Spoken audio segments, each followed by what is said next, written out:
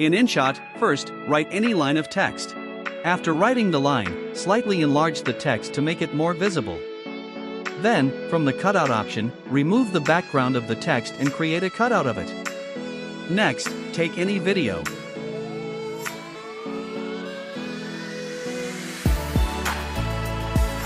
From the PIP, Picture-in-Picture, option, insert the text cutout. Go to the mask option and select the first mask style.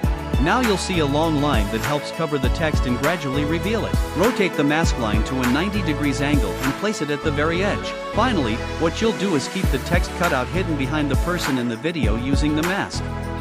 As the person takes a step forward, reveal the text cutout up to their back by dragging the mask line and adding a keyframe.